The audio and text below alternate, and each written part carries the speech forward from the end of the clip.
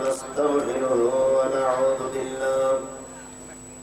ونعوذ بالله من شرور أنفسنا ومن سيئات أعمالنا من يهده الله فلا مضل له ومن يضلل فلا هادي له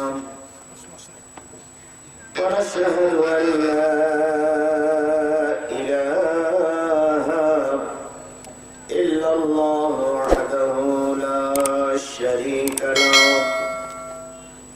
الذي أرسله بالحق بشيرا ونذيرا وداعيا إلى الله بإذنه وسراجا منيرا فقد قال الله تعالى في كلامه المجيد وفرقانه العليد أعوذ بالله من الشيطان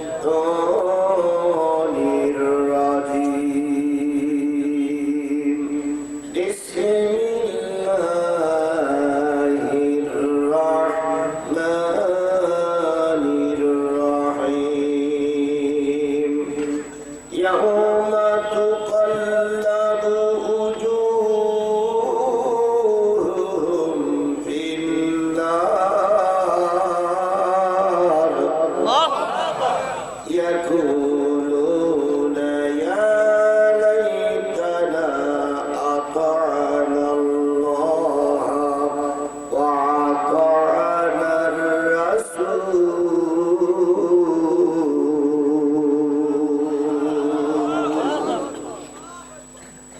وقالوا ربنا إنا أطعنا سادتنا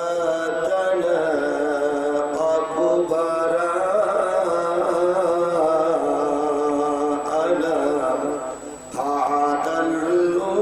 فأضلونا السبيل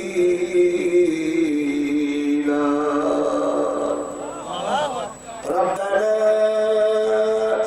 آتهم ضعفين من العذاب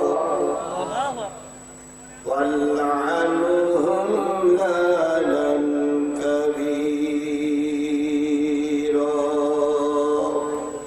يا أيها الذين آمنوا لا تكونوا كالذين آذوا موسى فبرأه الله مما قالوا وكان عند الله وزيرا صدق الله المولانا العظيم قال النبي صلى الله عليه وسلم أفضل الجهاد كلمة الحق إن سلطان جائر أو كما قال رسول الله صلى الله عليه وسلم إن الله وملائكته يصلون على النبي يا أيها الذين آمنوا صلوا عليه وسلموا تسليما اللهم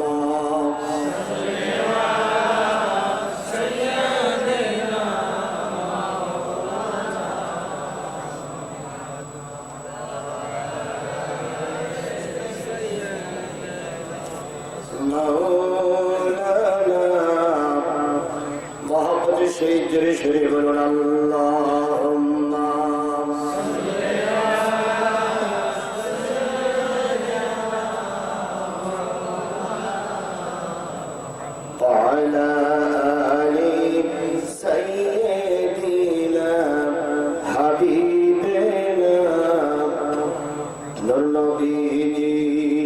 মকবুলে মশামাছি বসত না পশু পাখি সালাম করতো সব কিছুতে কাটতো না আল্লাহুম্মা জোরে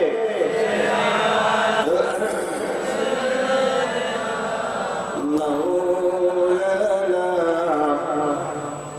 ওয়ালা আলি হাবিবিনা লা ইলাহা ইল্লাল্লাহ জোরে লা ইলাহা আরো জোরে লা ইলাহা লা ইলাহা লা ইলাহা লা ইলাহা মুহাম্মাদুর সকলে জবান খুলে একসাথে একবার কি বলছি সাল্লাল্লাহু আলাইহি ওয়াসাল্লাম। নাটোর জেলার বড়াইগ্রাম থানার চান্দাইঘাট তেল ঈদগাহ ও স্বতন্ত্র এই মাদ্রাসার মাঠে অনুষ্ঠিত হচ্ছে একদিন ব্যাপী তাফসীরুল কোরআন মাহফিল ও দোয়ার অনুষ্ঠান। আজকে এই তাফসীরুল কোরআন মাহফিলের শ্রোতাভাজন সম্মানিত স্বনামধন্য সভাপতি জনাব মোহাম্মদ নাসির উদ্দিন খতিব অত্র জামে মসজিদ, সহযোগিতায় মোহাম্মদ আব্দুর রহিম সভাপতি অত্র মসজিদ, সম্মানিত ভাই পরিচালক, আমন্ত্রিত দাওয়াতি অতিথিবৃন্দ, আলোচনা করে ধন্য করেছেন বিশিষ্ট আলেমে দ্বীন, বিশিষ্ট ইসলাম চিন্তাবিদ, সুললিত কণ্ঠের অধিকারী, দাসুরিয়া আলিম মাদ্রাসার সুযোগ্য মুহাদ্দিস, হাজারো আলেমের উস্তাদ, আমাদের প্রিয় শায়েখ, প্রিয় ভাই হযরত মাওলানা মাহবুবুল আলম সাহেব। আল্লাহ পাক আমাদের এই প্রিয় ভাইকে দ্বীনের খাতিরে আরো অনেক বাঁচাই রাখুন। তার মুখ দিয়ে যেন আমরা আরো অনেক ভালো কথা শুনতে পাই। আল্লাহ পাক তার যোগ্যতা, মেধা সবকিছু বাড়াই দিক। সকলে বলেন আমিন। বন্ধুগণ, পরের জন্য দোয়া করলে নিজের কল্যাণ হয়, এটা তো সকলের জন্য দোয়া করবে, কখনো কি বিপদে পড়বেন না। আলোচনা করেছেন হযরত মাওলানা আব্দুল বাতেন সাহেব, গুনাইহাটি বড়াইগ্রাম। আলোচনা করেছেন মাওলানা মোহাম্মদ আসাদুল্লাহ, পেশ ইমাম, দুর্গাপুর জামে মসজিদ সহ জাতির শ্রেষ্ঠ সন্তান শরদীয় ওলামায়ে হযরত। বড়াইগ্রাম থানা থেকে আগত, বিভিন্ন কুটির থেকে আগত দিনদার, পরেশগার, মুত্তাকি মুসলমান ভাই ও বন্ধুগণ, পর্দায় অবস্থানরত শ্রদ্ধাশীলা মা ও বোনেরা, সকলকে নিয়ে আবারও সালাম বিনিময় করছি। আশা করছি সালামের জবাবটা সবাই মিলে জোরে শুনে দিবেন। আসসালামু আলাইকুম ওয়া রাহমাতুল্লাহি ওয়া বারাকাতুহু। শুকরিয়া আদায় করছি সেই মালিকের, যে মালিক আপনাকে আমাকে কোরআন শোনার জন্য বাছাই করেছে। দেখুন, আপনারা কিন্তু সবাই বাছাই কিন্তু মানুষ, কথা বিশ্বাস হয়? এই বাজারের যে লোকগুলো দাঁড়িয়ে আছে বা বাদাম খাচ্ছে বা ঘুরে বেড়াচ্ছে, এই বাজারের লোকগুলো সব মুসলমান না খ্রিস্টান? আমার বিশ্বাস নাই, নামে মুসলমান নাই, কামেও মুসলমান না। যদি হয় বছরে কয়বার মাহফিল হয়? যে বাদাম তোমরা আজকে খাচ্ছ, বাদাম কালকে খাওয়া যাবে, আল্লাহর কোরআনের মাহফিল কালকে আর তোমাকে চলবে না। আর এই কোরআনের মাহফিল এখানে চলছে, ওখানে যদি ঘুরতে ঘুরতে আল্লাহ না করে বলেই যাও, খোদার জাহান্নাম তোমাদের জন্য অপেক্ষা করছে। সব মুসলমান গুলো যদি এখানে আসতো, এই প্যান্ডেল টপে টপ ফুল হয়ে যেত। কেউ বাদাম খাচ্ছে আর কেউ বাদাম খাওয়া দাঁড়িয়ে দাঁড়িয়ে দেখতেছে, পয়সা কিন্তু দাঁড়িয়ে দাঁড়িয়ে দেখতেছে কয়টা করে খায় আর কয়টা গালে উঠায়। কোরআনের মাহফিলের জন্য 12টা পর্যন্ত সময়, 12টার আগেই দেওয়া হবে। এই 1-2 ঘন্টার সময় একটু দয়া করে কোরআনের মাহফিলে চলে আসুন। সকলের কাছে অনুরোধ করছি, আল্লাহ পাক সকলকে কোরআনের মাহফিলে কবুল করুক, সকলে বলেন আমিন।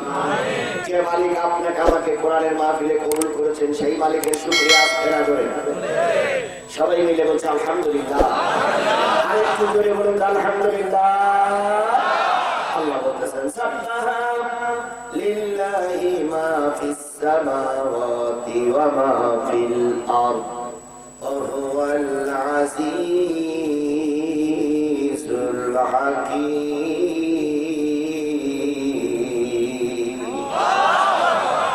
আসমানে যা আছে, জমিনে যা আছে, আসমান জমিনের মাঝখানে যা আছে, তলদেশে যা আছে, সকলে মিলে শুকরিয়া আদায় করে কার?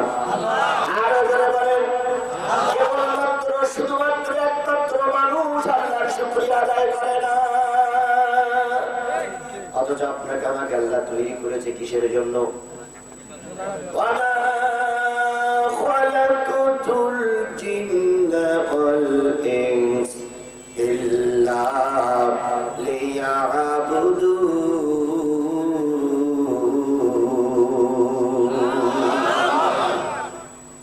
কিছু লোক আল্লাহু আকবার বলে, কিছু লোক চুপ মেরে বসে থাকে। এই যে আল্লাহু আকবার বলে কি গোনা হয়? আল্লাহ রাসূল বলেছেন কোরআন তেলাওয়াতের পরপরই যারা আল্লাহু আকবার বলে আওয়াজ দিবে, আল্লাহ তাদের জান্নাতে যাওয়ার পথ সহজ করে দিবে। আল্লাহু আকবার। এতগুলো লোক আমার সঙ্গে একটু সাই দিলে তো ওদের একটু বেগ বাড়ে, কিন্তু কিছু লোক আলহামদুলিল্লাহ কার, কিছু লোক মনে হয় যেন দাঁতের সঙ্গে দাঁত টেনে লেগে গেছে। আল্লাহ আমাদের কবুল করুক, সকলে বলুন আমিন। আমাদের আল্লাহ তৈরি করলেন কিসের জন্য? জোরে বলেন কিসের জন্য?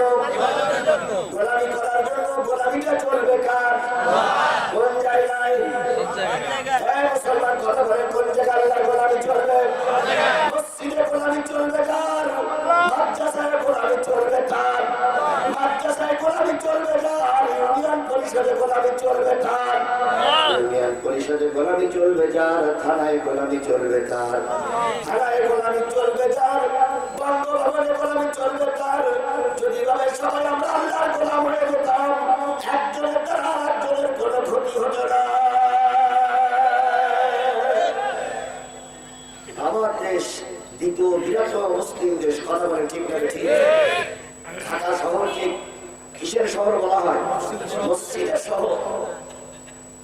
আপনি ঢাকা শহরে কোনো একদিন রাত্রি যাপন করবেন, দেখবেন ফজরের সময় মনে হবে আজানের ফুল ঝুলি চলতেছে, চারিদিকে একসাথে আল্লাহু আকবার আওয়াজ আসে, তখন মনে হয় এটা মুসলিম দেশ। আর 10টার পরে রাস্তায় নামবে, মনে হবে এটা আমেরিকা সেই আরো খারাপ। কথা বলে ঠিক লাগে ঠিক? তাই সব জায়গায় গোলামি চলবে কার? যদি সব জায়গায় গোলামি চলতো, জাতীয় সংসদে অধিকাংশ মুসলমান এমপি, তারপরে সেখানে আল্লাহর কথা আলোচনা চলে না, ওখানে মমতাজের গান চলে। মমতাজের গান দিকে ওর হাততালি দেয়, আর আল্লাহর কথা বললি পর চারিদিকে মৌমাছির মতো গায়ে উড়বা উড়বা উড়বা। তাহলে যে জিনিসটা বোঝাতে চাচ্ছিলাম, সকল জায়গায় শুকরিয়া। গোলামি চলবে কার? পদ্মা সেতু উদ্বোধন হলো, আমার দেশের একটা ভালো কাজ, নিঃসন্দেহটা প্রশংসনীয় কাজ। কথা বলেন ঠিক না বেটি? এই জায়গায় যদি কোরআন দিয়ে উদ্বোধন করা হতো, আল্লাহর কসম কাজটা আরো আকর্ষণীয় হতো। কোরআন একেবারে যে আলোচনা হয়নি তা না। এক লোক কোরআন পড়েছিল, তার মনে হয় যেন গাজার কলিকে কালকে গান দুটি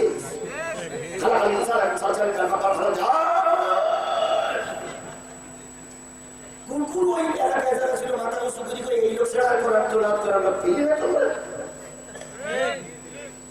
বুঝি আমাদের মতো মৌলবী রাজাকার।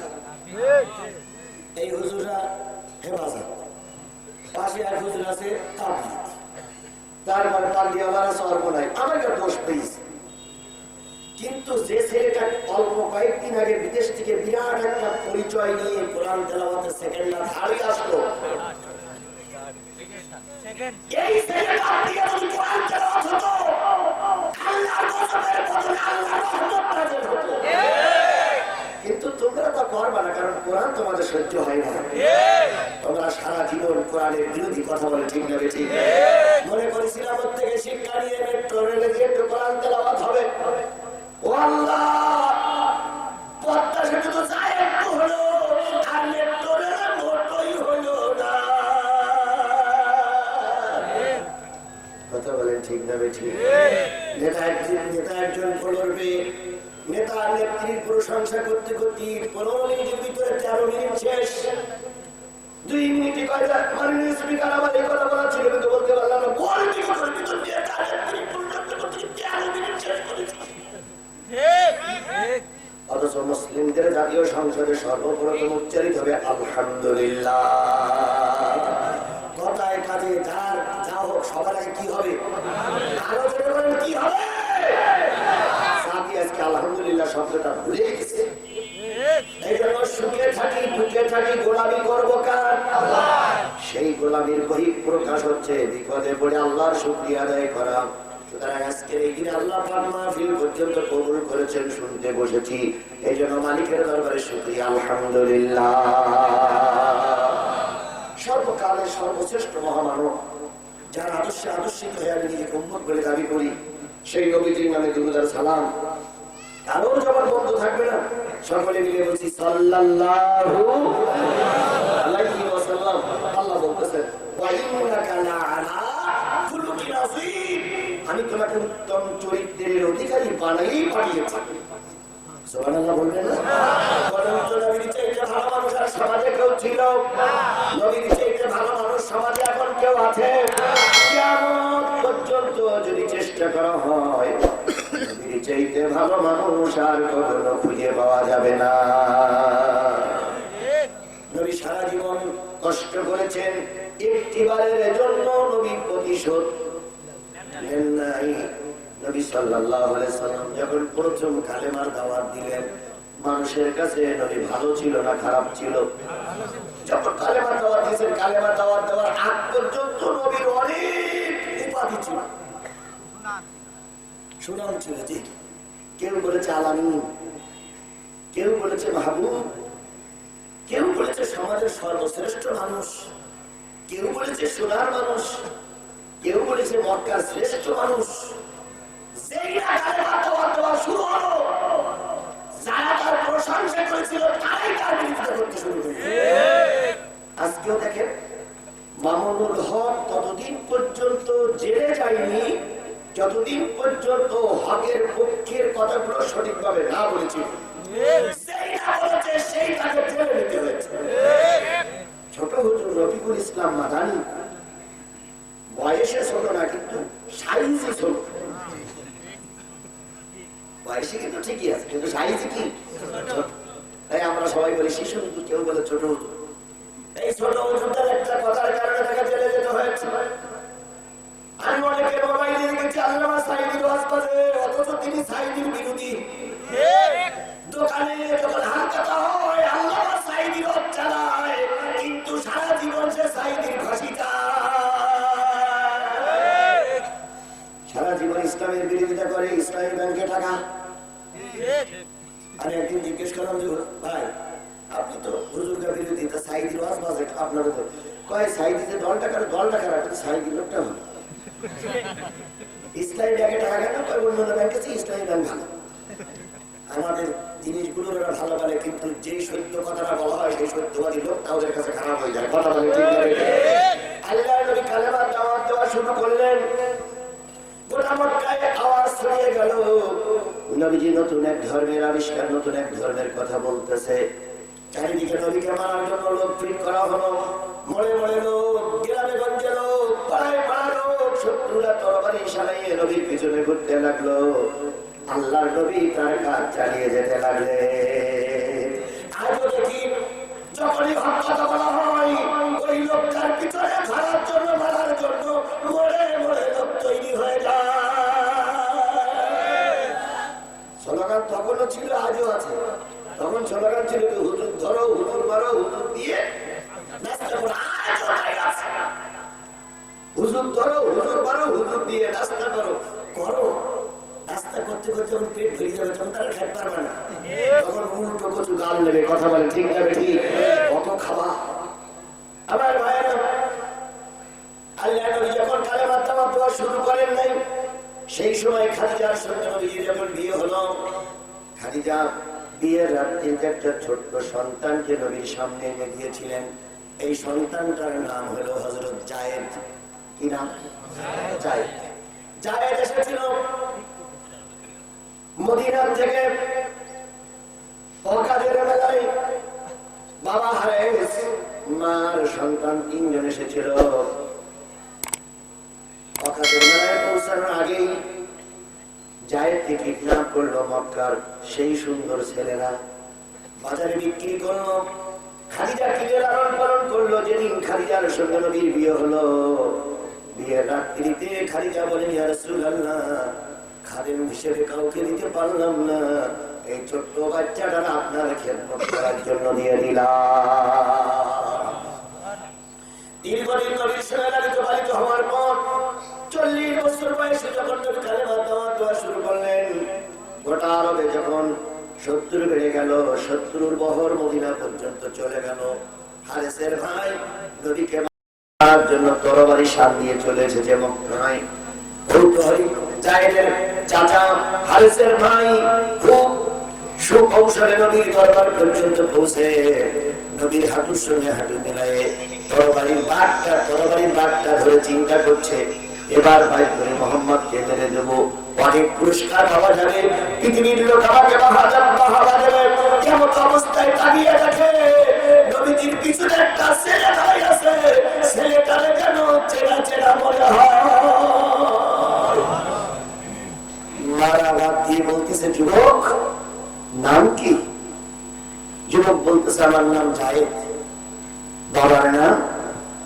বাবার নাম মুহাম্মদ রাসূলুল্লাহ সাল্লাল্লাহু আলাইহি ওয়াসাল্লাম। মার নাম খাদিজাতুল কুবরা। মানে যুবক, তোমার না আরেকটা পরিচয় আছে, তুমি না মদিনার হারেস গোত্রের লোক। তার মতো জানি না, অনেকদিন আগে এসেছি, আমি রাসূলের দরবারে আছি, ইনি আমার বাবা, ইনি আমার মা। সুবহানাল্লাহ। লোকটি চলে গেলেন, ভাই আর ভাইকে বললেন, 15 বছর আগে হারানো সন্তান পেয়েছি, নবীর দরবারে চলে যেয়ে নিয়ে আসি। অনেক টাকা নিয়ে আসলেন নবীর কাছে। হারেসের স্ত্রী জায়েদের মা কাকুতি মিনতি করে টাকাগুলো উপহার দিয়ে বললেন, ইয়া রাসূলুল্লাহ, শুনেছি আপনি দয়ার মানুষ, আপনার দরবারে কোন লোক এসে নিরাশ হয়ে ফিরে যায় না। 15 বছর আগে হারানো সন্তান আপনার দরবারে দয়া করে আমাদের কাছে ফিরে দেয়। একমাত্র সন্তানকে হারিয়ে কাঁদতে কাঁদতে বাবা মা আমরা দুইজন অন্ধত্ব বরণ করেছি। নবীজি বললেন, টাকার দরকার নেই জায়েদ, তুমি কি এই লোক দুইটাকে চেনো? জায়েদ বলেন, ইয়া রাসূলুল্লাহ, উনি আমার জন্মদাতা পিতা, ইনি আমার গর্ভধারিণী মা। নবীজি বললেন, জায়েদ ভিতরে যাও, খাদিজার কাছ থেকে বিদায় নাও, তোমার মান সম্মান আছে, মান সম্মানগুলো নিয়ে তোমার মা বাবার সাথে তুমি মদিনায় ফিরে যাও। নবীজি কথা বলছে, জায়েদের চোখ দিয়ে top top top top top top করে পানি পড়তেছে। এক পর্যায়ে গরম পানিটা রাসূলের কাঁধের পরে এক ফোঁটা পড়েছে। নবী তাকে বললেন, জায়েদ কাঁদো কেন? মা বাপ ফিরে পেয়েছো 15 বছর পরে, শান্তিতে গদগদ হওয়ার কথা ছিল, কাঁদো কেন? জায়েদ তখন বলেন, ইয়া রাসূলুল্লাহ, 15 বছর আপনার দরবারে আসার আগে 10 বছর ছিলাম বাপ মার কাছে, 8 বছর কি 7 বছর ছিলাম বাপ মার কাছে। এই বাবা এই মা কারণে আমাকে বকেছে, কারণে আমাকে মেরেছে, কারণে আমার কারণে ঘর থেকে আমাকে বের করে দিয়েছে, আমাকে গাল বন্ধ করেছে। কিন্তু 15টি বছর আপনার দরবারে ইয়া রাসূলুল্লাহ একটিবারের জন্য আপনি কখনো বকাঝকা দেন নাই, একটিবারের জন্য আপনি আমার জন্য বিছানা আলাদা করেন নাই, একটিবারের জন্য আপনার খাবার আমার খাওয়া আলাদা হয় নাই, একটি সময়ের জন্য আপনি আমাকে বিমুখ করে তাড়িয়ে দেন নাই। বুঝেছি পৃথিবীর সব দরবারের চাইতে আপনার দরবারটা শ্রেষ্ঠ দরবার। ইয়া রাসূলুল্লাহ, আপনার দরবার থেকে আমাকে তাড়িয়ে দিলেন না। জায়েদের মা জায়েদের বাবা এই অবস্থা দেখে বলতেছি, ইয়া রাসূলুল্লাহ, মদিনায় বসে শুনেছিলাম আপনি একজন খুনি, আপনি একজন সন্ত্রাসী, আপনি একজন বিপদগামী মানুষ, কিন্তু স্বয়ং আপনার সামনে এসে বুঝলাম আপনার থেকে ভালো মানুষ আর এই পৃথিবীতে একটাও না। আমাদের সন্তানকে আপনার রাস্তায় কুরবানি দিয়ে গেলাম, আপনার জন্য কুরবানি দিলাম। মাঝে মাঝে একটু আসলে আমার সঙ্গে দেখা করে গিয়ে বুঝে পিতা মাতা সেইটি রসুলের চরিত্র ছিল আরো অনেক অনেক অনেক অনেক অনেক অনেক কথা বলেন ঠিক না? সেই নবীটা আপনার আমার নবীর কথা বলেন ঠিক না? সেই নবীর নামে প্রাণ ঢালা দুরূদ সালাম সকলের জবান দিয়ে একসাথে বলছি সাল্লাল্লাহু আলাইহি ওয়াসাল্লাম।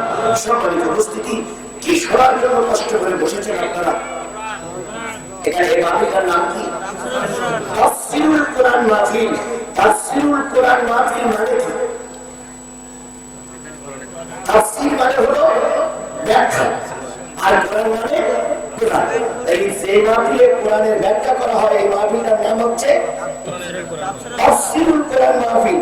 তাহলে এই মাহফিলটার নাম যদি তাফসীরুল কোরআন মাহফিল হয়, আমরা এখানে যদি কোরআন থেকে তাফসীর করি, আপনারা কি শুনতে রাজি আছেন? সবাই মিলে বলেন রাজি আছেন? আরো জোরে বলেন রাজি আছেন? এবার বলুন তো এই মাহফিলটা দিয়েছে কারা?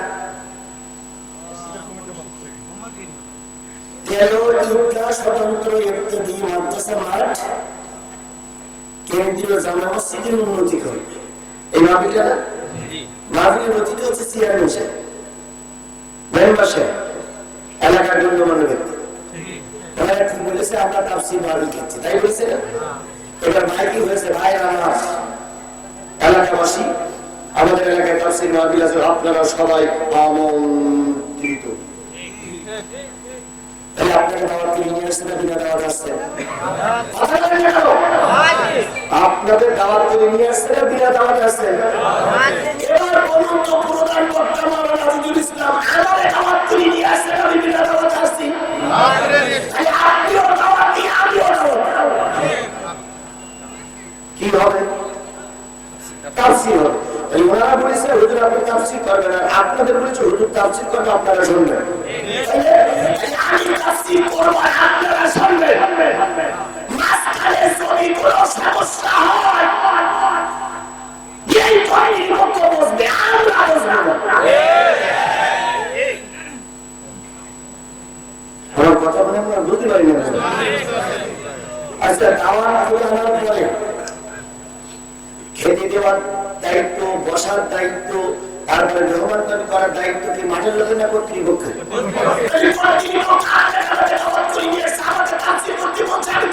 আলোচনা করবো, আপনাদের বলেছে শুনতে, আপনারা শুনবেন। যদি কোনো বাধা বিপত্তি আসে ওনারা বুঝুন, আমরা কোনো বোঝাবুঝি করবো। কথা বুঝেছেন? দুই নম্বর, যে কোরআন থেকে আমরা আলোচনা করছি, এই কোরআন নাযিল করলেন কে? আল্লাহ। এই কোরআন পৃথিবীতে নিয়ে আসছেন কে? আল্লাহ। এই পৃথিবীতে কোরআন নিয়ে এসেছেন জিবরিল আমিন। এই কোরআন নাযিল করলেন আল্লাহ, পৃথিবীতে নিয়ে আসলেন। আর এই কোরআন সর্বপ্রথম মানুষের কাছে পড়ে শোনাইছেন কে? আচ্ছা, আপনারা বোঝেন না? এই কোরআন ছিল কার কাছে? আল্লাহর কাছে। আল্লাহর কাছ থেকে পৃথিবীতে নিয়ে আসলেন কে? জিবরিল আমিন। আর জিবরিল আমিন এনে দিলেন কার কাছে? মুহাম্মদ সাল্লাল্লাহু আলাইহি ওয়াসাল্লামের কাছে। এই মুহাম্মদ সাল্লাল্লাহু আলাইহি ওয়াসাল্লাম এই কোরআন সর্বপ্রথম পড়ে শুনেছেন। তাহলে হয়তো আমরা কোরআন পেতাম না, কথা বলে ঠিক করে ঠিক। আচ্ছা, জিবরাইল যে কোরআন শরীফ নিয়ে এসেছে, জিবরাইল আমরা কোনদিন দেখেছি না। জিবরাইল মুহাম্মদকে দিয়েছে, মুহাম্মদ সাল্লাল্লাহু আলাইহি ওয়াসাল্লাম আমাদের পড়ে শুনেছে। এই মূল নায়ক আল্লাহ, লাসকালে আর আমাদের পড়ে শুনেছে মুহাম্মদ সাল্লাল্লাহু আলাইহি ওয়াসাল্লাম। তাহলে এই কোরআনের মূল নায়ক হলো তিনজন, আল্লাহ, জিবরিল, মুহাম্মদ সাল্লাল্লাহু আলাইহি ওয়াসাল্লাম। আমরাও সেই কোরআন আপনাদেরকে শোনানোর জন্য এসেছি। এই কোরআনের আয়াত সংখ্যা কত? ৬৬০০, কম বেশি আর থাকতে পারে ৬৬০০। এই কোরআনের সূরা কয়টা? কখনো ছিল, এখনো কি তাই আছে? আছে। এই কোরআনের ১১৪টা সূরা। বলুন তো কোরআনের পারা কয়টা? ৩০ পারা। তাহলে তখনও ৩০ পারা ছিল, এখনো ৩০ পারা। তখন ১১৪টা সূরা ছিল, এখনো ১১৪ সেই কোরআন আমরা পড়ে শোনাচ্ছি, এর ভিতরে কি কোনো কম বেশি হয়েছে? ওই কোরআন শোনানোর পরে সেই কোরআন আমরাও শোনাই। এই কোরআন শোনানোর পরে যদি কারো রাগ হয়, যদি কারো মন খারাপ হয়, যদি কাউকে মেরে দেওয়ার পরিকল্পনা করো, যদি কারো নামে মামলা দিতে চাও, আল্লাহ জিবরাইল মুহাম্মাদের নামে মামলা দিয়ে দাও, আমাদের নামে মামলা দিয়ে কোনো ক্ষতি হবে না। কারণ আল্লাহ নবী কোরআন পড়েছে, সেই কোরআন আমরা পড়তেছি, তাই তোমরা আমাদের নামে মামলা দিচ্ছ। যদি তাই হয়, যত আলেম মারবা, যত আলেম মারবা, নতুন নতুন আলেম তৈরি হবে।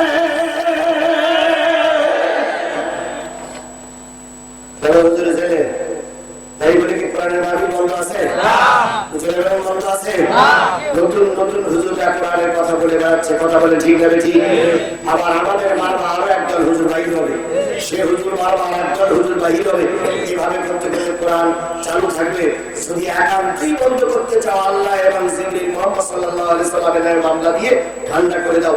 বলুন তো, এখানে 4টে লাইট জ্বলতেছে, এখানে একটা জ্বলতেছে, ওখানে 4টে জ্বলতেছে, এই লাইট গুলো বাড়ি দিয়ে ভেঙে দিলেন, ভেঙে দেওয়ার পরে এই লাইট কি চালানো যাবে? কেন?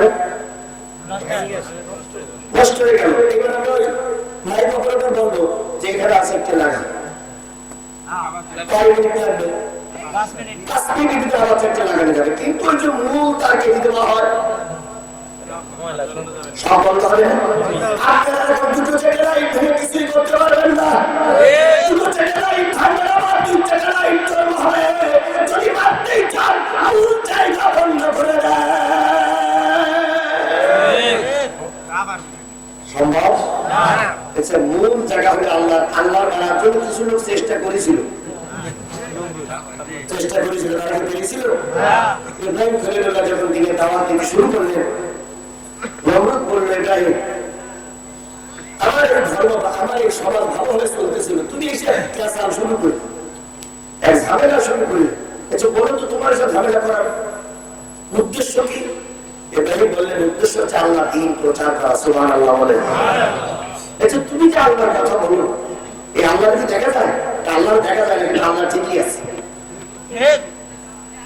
নমরুদ যখন বলে, দেখো আমার সামনে কত লোকজন, আমার পিছনে ডাইনে বামে মন্ত্রী মিনিস্টার, সামনে সৈন্যবাহিনী, এত হাজার হাজার কর্মী বাহিনী, তোমার তো কেউ নেই, তুমি এত সাহস কোথা থেকে পাও? ইব্রাহিম বললেন, আল্লাহু যুল কুওয়াতি, আল্লাহ হলো সর্বশক্তির আধার, তার হাতে সমস্ত ক্ষমতা, তার হাতে সমস্ত ক্ষমতা। কুলিল্লাহুম্মা মালিকাল মুলকি তুতিল মুলকা মান তাশা। প্রভু ছেড়ে দিয়ে বলল, ইব্রাহিম, তাহলে তোমার সঙ্গে ক্যাসাল করে লাভ কি? তোমার সে আল্লাহ থাকে কই? আগে জায়গা ঠান্ডা করিয়াছি। আল্লাহ বললেন, নমরুদ বললেন, তোমার আল্লাহ থাকে কই? ইব্রাহিম আবেগের সুরে বললেন, আমার আল্লাহ থেকে আরশে আজিমে। নমরুদ আয়েশা কোথায়? কাবার থেকে সোজা বাইতুল মামুর, বাইতুল মামুর উপরে আয়েশা আজিম। কতক্ষণ লাগবে তা কাজ জানি না। কালি দেখি ওই আল্লাহরে মারা যায় না, কারে পারবে? ইব্রাহিম বলে, যাও।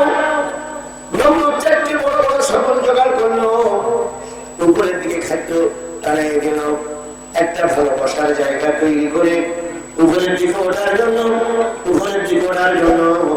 নমরুদ এবার উপরে উঠতে লাগলো। সকল উপরে ওঠে, নমরুদ উপরে ওঠে। এক পর্যায়ে আওয়াজ হয়ে যখন গেল, নিচের দিকে যখন কিছুই দেখা যায় না, নমরুদ তখন চিন্তা করলে, একটা শকুন যদি হার্ট স্ট্রোক করে তাহলে তো আমার খুব উপকার, আর বেশি দেরি করার দরকার নেই, এখান থেকে ঠিকটা মানি। ওখান থেকে নমরুদটা তীর মারলো। আমার আল্লাহ দেখেন কত মাকার করে, কত মাকার। আল্লাহ মাকারুল্লাহ আল্লাহু খায়রুল মাকিরিন। আল্লাহ কত মকরকারী। আল্লাহ বলেন, মিকাইল, আমার বান্দা অনেক দূর এসেছে আমাকে মারার জন্য, অনেক দূর এসেছে, যেন নিরাশে ফিরে না যায়, ওই তীর মাথায় একটু রক্ত লাগাইয়া আল্লাহ ছাড় দেয়, কিন্তু সরিয়ে দেয় না। আল্লাহ মাঝে মাঝে আপনার একটু ঢিলাতে দেখে যে কেমন কেমন পারো। আমাদের কিছু লোক বলতেছে আমরা করোনার চাইতে শক্তিশালী। কিসের চাইতে শক্তিশালী? করোনার চাইতে শক্তিশালী। আবার বলতেছে ঘুরে যাও যদি আসে আমরাই মোকাবেলা করবো। এত বড় শক্তিশালী কথা তুমি তাই মাছ ভেঙে পড়িয়ে গিয়ে কেন?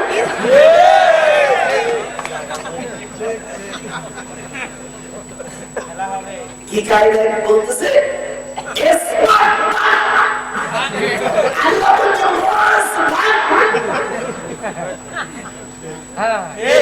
আল্লাহ পারে, আল্লাহ পারে, আল্লাহ পারে। বাইতুল মুকাররমের সামনে বক্তৃতা হচ্ছে। যেখানে জামাত শিবির মৌলবীদের বাবা হেফাজত বাবা রাজাকার বাবা সেখানে ধরে ধরে হত্যা করবা। এদের এই বাংলায় কোনো ঠাঁই নয়। যারা ধরো হেফাজত ধরো ধরে ধরে রাস্তা কম, রাস্তা কম, ওই যে রাস্তা কম ওই বলেছে বুকে হাত দিয়ে হাসপাতালে যাওয়ার আগেই শেষ। কার বিরুদ্ধে কথা বলবো? কার বিরুদ্ধে কথা বলবো? কয়েকদিন বাসে দুনিয়ায় কয়েকদিন বাহাদুরি চলবে, কয়েকদিন আলে বলাবাদের বিরুদ্ধে অ্যাকশন নেওয়া, একদিন কবরে যাওয়া লাগবেই লাগবেই লাগবে। এখন আমাদের দিকে কথা নেওয়া দেখা চেনো চেনো চেনো এত চেনাচেনি করে না দিলা ভাই। ফেরাউন ছিল চলে গেছে, কথা বলেন ঠিক না ঠিক? নমরুদ ছিল চলে গেছে না আছে? আবু জেহেল ছিল চলে গেছে না আছে? তোমার যারা নেতৃত্ব দিয়েছিল সবাই চলে গেছে, তোমারও চলে যেতে হবে। মরার সময় কলঙ্কিত জীবন নিয়ে মরো না, জীবন মরার সময় সাধারণ মানুষের দোয়া নিয়ে মরো। মরে গেলে কেউ ভালো দোয়া করে আর কেউ মনে মনে করে আল্লাহ শয়তানটা গেছে না এলাকা সব বেশি গেছে। কেউ মোনাজাত করে আল্লাহ মাফ করতে হবে, আর কেউ বলে আল্লাহ এই লোক আমার কাছে 50,000 টাকা দিয়েছিল চাকরি দেবে বলে আল্লাহ চাকরি দেয়নি, সেই লোক রাস্তা ঠিক মতো টাইট দিলাম।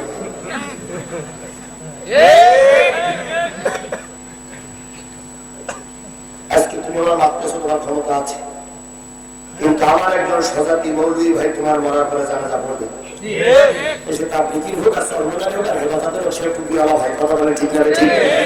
যখন তোমার লাশের মাঝখানে দাঁড়াবে তখন আজকে আমাকে অপমান করেছে কথাটা অবশ্যই মৌলভীর মনে হবে।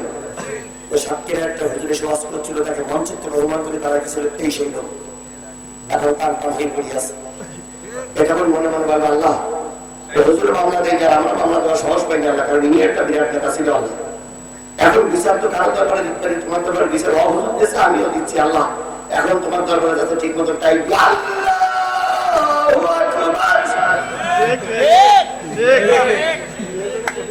কঠিন নিয়ে নিয়ে কথা বলে ঠিক যাবে ঠিক। এটা হলো আখেরি মাস, এটা কোন মাস? আখেরি মাস। ভালো দোয়া করলেও যদি কবুল হয়, খারাপ দোয়া করলে অবশ্যই কবুল হবে, কথা বলে ঠিক যাবে ঠিক। তোমরা বাপমা মনে গিয়ে দোয়া করলেও যদি ভালো দোয়া কবুল হয়, খারাপ দোয়া মনে আছে তো? কি বাটা তীর নিয়ে ফিরে আসলো, রক্ত বাটা তীর নিয়ে ফিরে এসে ইব্রাহিমে ডাকতেছে, ইব্রাহিম দেখাও কি আল্লাহরে মেরে দিচ্ছে। বিলকুল ঠান্ডা আল্লাহরে মেরে দিচ্ছে। ইব্রাহিম কয় এটা কি সম্ভব? সম্ভব না হলে দেখো নিয়ে গেছিলাম শুরু তীর, এখন তীরের মাথায় রক্ত আছে কিনা দেখো। তীর দেখে বলতেছে শুকনো তীর নিয়ে গেল, রক্ত মাখা তীর নিয়ে আসলে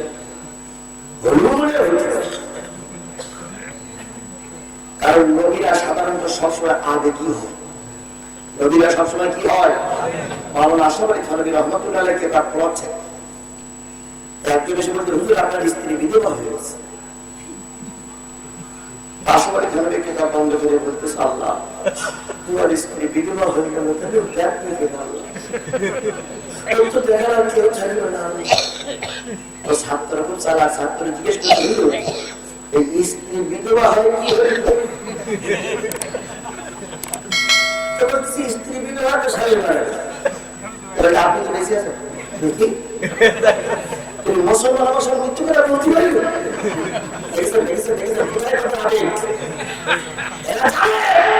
মুসলমান মিথ্যা কথা বলতে পারে না।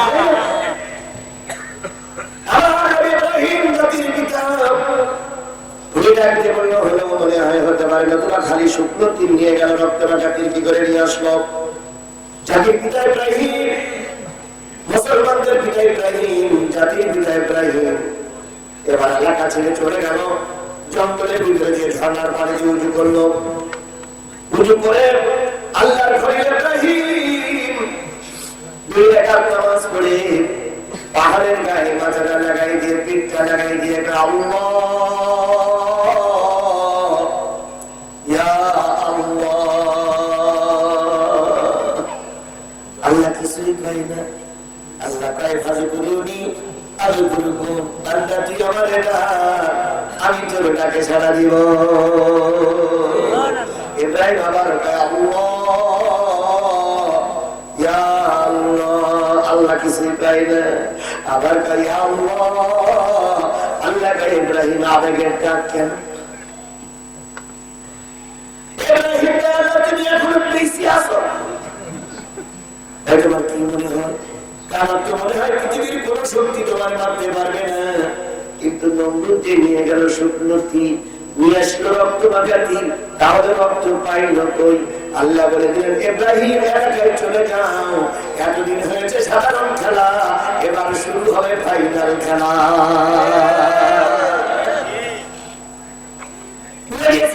খেলা হবে, খেলা করতে গেলে তো দুটো পক্ষ লাগে, তোমরা তো একাই একাই খেলো, আমাদের তো নামতেই দাও না, খালি বাজে কথা বলা দরকার কি? খেলা হবে।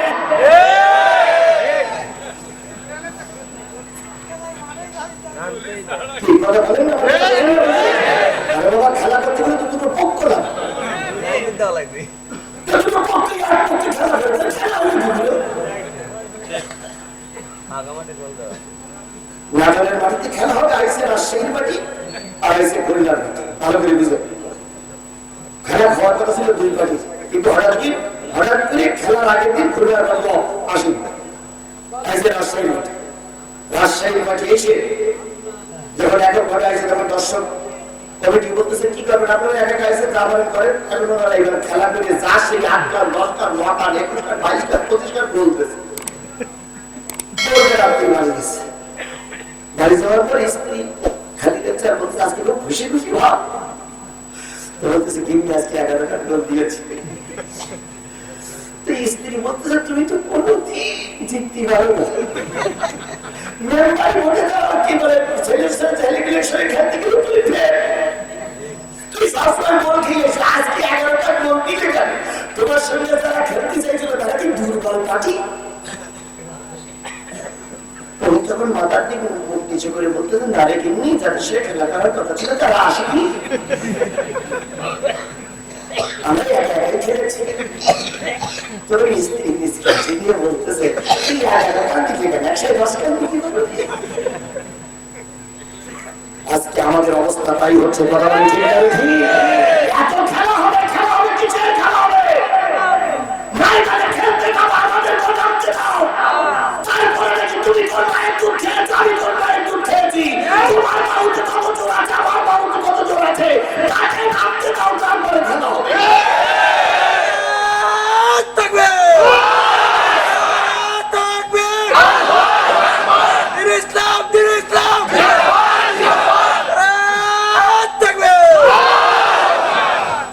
বিশ্বের ফুটবল খেলায় জিতে গেল কারা?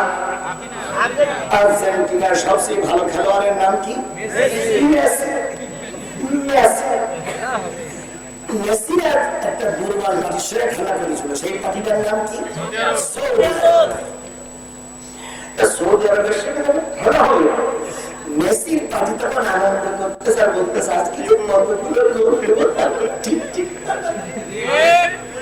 অন্যান্য পার্টির সঙ্গে খেলতে করতে প্রতিযোগিতা আছে, কোনো প্রতিযোগিতাই হবে না, শুধু আনন্দ করে খেলার কাছে গোল দেবো গোল দেবো। আল্লাহ তাই বেশি আনন্দ করা ভালো নয়। শেষ পর্যন্ত দেখা গেল সৌদি আরবের খেলোয়াড়রা গোল দিয়ে দিল, আর মেসির পার্টি করে খেয়ে যখন ময়দান ছেড়ে দেয়, সকলের চোখ দিয়ে টপ টপ করে পানি পড়তেছে আর মেসি কাঁদতেছে। সাংবাদিকরা কাঁদতো কেন? এরকম করে খাবো জীবনে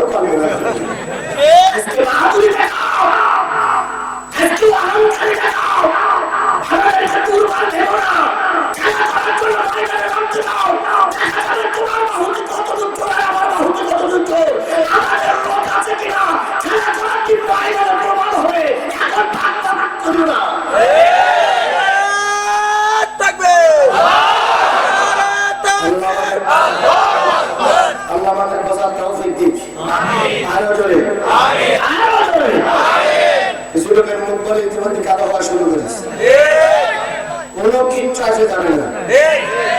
আপনাদের কাছে বলি, যদি মনে করেন এই কমিটির কাছে বলি, যদি মনে করেন যে জিহাদের আলোচনা এখানেই শেষ, আলহামদুলিল্লাহ আমি যখন তখন শেষ করবো, কিন্তু আমার গতিতেই চলবে। আমাকে আপনারা জেনে বুঝে নিয়ে এসে এখন মুখ কান্ড করলে হবে না। তোরা ভাই গরম তেল সহ্য করিতেই হইবে, ব্যথা যখন লেগেছে মালিশ করিতেই হইবে। যেটা উঠবে সেটা মনাবে। আমি আমার বাবার কথা বলিনি, একবার বলেছি। আমি কি কোনো দলের পক্ষের কথা বলেছি? আমি আল্লাহর কোরআনের কথা বলতেছি, মাঝে মাঝে বাংলাদেশের প্রেক্ষাপট কিছু তুলে ধরতেছি, কথা বলে ঠিক আছে। আমি কিন্তু এখনো প্রধানমন্ত্রীর নাম একবার উচ্চারণ করিনি, খেলা হলে যে লোকের নাম উচ্চারণ করিনি, কিন্তু আমাদের বক্তব্যগুলো উচ্চারিত করছি, কথা বলেন ঠিক না বেঠিক? আল্লাহ রাব্বুল আলামিন বলেন, ইব্রাহিম নমরুদের দরবারে যাও, এবার হবে ফাইনাল খেলা। এতদিন ছাড় দিয়েছে কিন্তু আর ছাড় দেওয়া। এবার ইব্রাহিম চলে আসলেন, নমরুদ বাহিনী উপহাস করে, আর আল্লাহ কথা বলা লাগবে না, আল্লাহ শেষ, আল্লাহ শুরু করিস, আল্লাহ গায়ে নিয়ে গেছে, আর তোমার টাকা আল্লাহ ছাড়া দেবে। এমন অবস্থায় আল্লাহ পাঠালেন একটা টানা ভাঙা মশা, ঘোড়া মশাটা এসে নমরুদের মাথার কাছে গুনগুন গুনগুন গুনগুন করে গান গায়। নমরুদের ভয় লাগে, এই মশার ডাক তো সাধারণ ডাক নয়, তোমার সাধারণ ডাক বলে মনে হয়, এ তো অন্য কায়দার মশা রে বাবা, এ তো এ যুগের মশা না, এ তো অন্য যুগের মশা। এবার নমরুদ কাহিনী কয় প্রধানমন্ত্রী আসি, তাহলে কয় স্বরাষ্ট্রমন্ত্রী আসি, পিছনে কয় কি বলে প্রতিরক্ষা মন্ত্রী আসি, কয় তোমরা সবাই আছো, তারপরে ভয় লাগে কেন? কোনো ভয়ের কোনো কারণে আমরা তো আছি।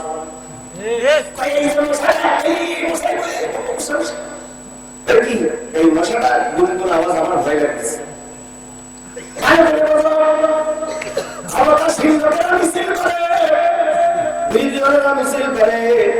জাতীয়বাদী মিছিল করে, ওরা মিছিল কারণ অন্তরে কম্পন সৃষ্টি হয় না। যেই না টুপিওয়ালা রাস্তায় চোখটি যায়, আবু জেহেলদের দিলের ভিতরে কম্পন সৃষ্টি হয়ে যায়। একদিন মিছিল করে, পরের দিন আবার মাত্র 300 ছেলেরা ঘরের মুখে মিছিল করলো। ছিল না, সব অন্তরে কাপন সৃষ্টি হয়ে গেছে, সবাই এক থেকে ঝুঁকি দেয়, ইয়া হুজুর আমাহি হলো কোথার থেকে। এ মশা দুনিয়ার মশা নয়, এই মশা আল্লাহর পাঠানো মশা, কথা বলে ঠিক না? যুবক তোমাদের হাতে আল্লাহ কোরআনের দায়িত্ব দিয়েছে, কোন ভয় গাড়ি চলবে না, ময়দানে থাকাই লাগবে ইনশাআল্লাহ।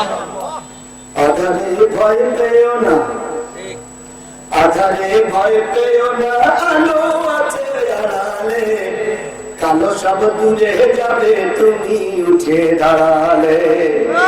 আধারে ভয় পেও না, আধারে ভয় পেও না, আলো আছে আড়ালে, জালিমেরা পালিয়ে যাবে তুমি রাস্তায় দাঁড়ালে। কিসের ভয় পাও? মুসলমান একবার জন্ম নিয়েছে, একবার মৃত্যুবরণ করবে, কথা বলে ঠিক করে ঠিক। আমি আমার মায়ের ছোট্ট জায়গা দিয়ে দুনিয়ার মুখ দেখেছি, ওই জায়গায় ফিরে দেওয়া আমার পক্ষে বড় একটা মানুষের ধর্ম আপনার, কথা বলে ঠিক করে ঠিক। আমার জন্য কত অপেক্ষা করছে, আমি 1 মাস বাদে 1 ঘন্টা বাঁচবো, 100 বছর পাখি শিয়ালের মতন বাঁচার চাইতে 1 ঘন্টা বাঘের মতন বাঁচার মূল্য আল্লাহর কাছে অনেক বেশি।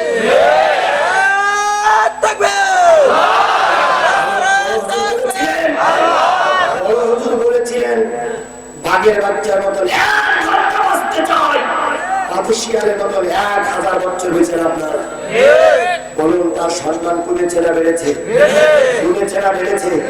আমি কোরআন শরীফ মাথায় করে নিয়ে আপনাদের কাছে চ্যালেঞ্জ করি, যারা তার গালাগালি দেন, যারা তার তিরস্কার করেন, রাজাকার বলে গালাগালি দেন, ধর্ষণ মামলায় গিয়ে তাকে ধর্ষক বলে গালিগালা দেন, আমি আপনাদের 2 পায়ে ধরে, একজন আলেমের পায়ে ধরে অনুরোধ করছি, আপনারা সব নেতা একজোট হন। সরকার বিরোধী দল পক্ষে মরা জিন্দা সব একজোট হন, একজোট হয়ে একটা সমাবেশ করেন। আর বড় হুজুরকে 3 দিনের জন্য মুক্তি দেন, মাত্র দিয়ে একটা সমাবেশ করার অধিকার দেন। দেখেন আপনাদের সমাবেশে কতটা লোক হয়, আর তার সমাবেশে কয় গুণ বেশি লোক।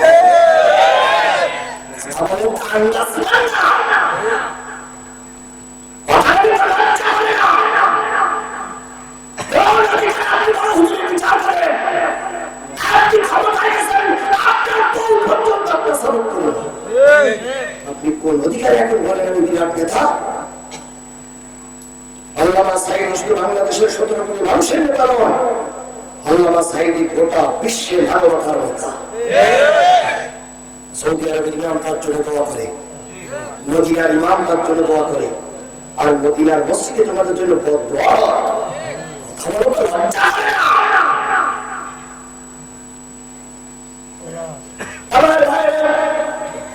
মনে আছে তো খোলা মশা গুনগুন করতেছে, মনে আছে তো খোলা মশা ঢুকে পড়ল না ঘরের ভিতরে, হেড অফ দ্য ডিপার্টমেন্টে চলে গেল। এবার মশা এবার যখন ডিপার্টমেন্টে চলে গেল, আল্লাহ বললেন মশারে অনেক জানান জ্বালাইছে, নেতা চুপ করে বসে থাকলে হবে না, কামড় শুরু কর। মশা কামড়াই নেতা না ভাই, এত লাপাস কেন দেখো না, এত লাপাস কেন, এত লাপাস কেন দেখো না, এত লাপাস কেন, লাপাইয়া খোদারে পাইলে আগে পাইতো জ্ঞান। দুই এক জায়গায় আমরা মিছিল করতে করতে বাড়ি ছেড়ে উঠে কি হয়েছে, এসকোসে গেছে।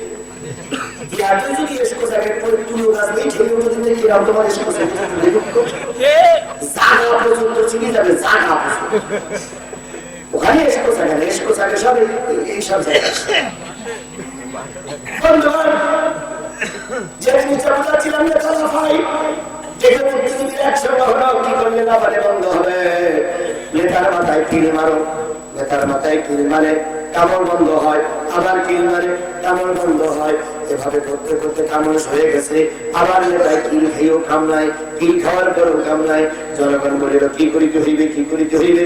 এবার সবাই মিলে বললো জুতোর বাড়ি বাড়িতে হইবে, জুতোর বাড়ি বাড়িতে হইবে। নেতার মাথায় এখন জুতোর বাড়ি। একসময় ছিল গোটা বিশ্বের নেতা, পৃথিবীতে 4জন লোক কিন্তু গোটা বিশ্ব শাসন করেছে। তার ভিতরে 2 জন কাফের আর 2 জন মুসলমান।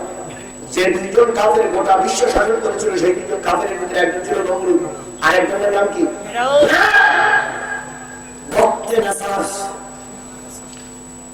এই 2 জন কাফের লিডার গোটা পৃথিবী শাসন করেছে। আর গোটা বিশ্ব মুসলিম 2 জন লিডার শাসন করেছিল। একজনের নাম হচ্ছে, একজনের নাম হযরত সুলাইমান পয়গম্বর, আর একজনের নাম কি ওমর জুলকারনাইন। তোমরা যেটা বলছো আর কিছু লিখবে না। আর এগুলো গোটা বিশ্ব যারা শাসন করেছে, গোটা বিশ্ব শাসন করেছে, তার ভিতরে একজন হচ্ছে সুলাইমান পয়গম্বর, আর একজনের নাম কি জুলকারনাইন। 2 জন কাফের, একজন হচ্ছে নমরুদ, আর একজন হলো এই নমরুদ গোটা বিশ্বের নেতা। জনগণ এবার জুতোর বাড়ি কাটতে শুরু করলো। কিছুদিন পরে জুতোর বাড়িও হয়ে গেল। কি করিতে হইবে, কি করিতে হইবে, বাসার লাঠির বাড়ি দিতে হইবে। এক পর্যায়ে এক লোকের সঙ্গে ছিল রাগারাগি, ওই লোক এসে বেঁধেছে জোরে একবারই, মাথা নষ্ট হয়ে গেল, নেতা কুপো কাজ হয়ে পড়ে গেল, ঘোড়া বসা চলে গেল, নেতার কিভাবে সময় শেষ হয়ে গেল।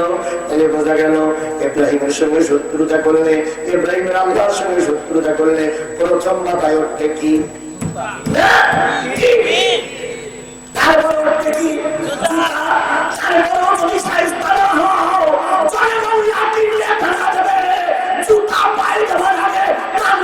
চলে যেতে হবে।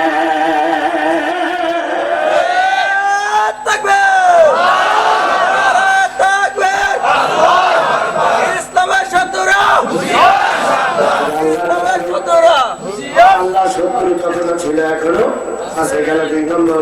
3 নম্বর আমি আপনাদের সামনে তেলাওয়াত করেছি সূরা আহজাব। কোন সূরা?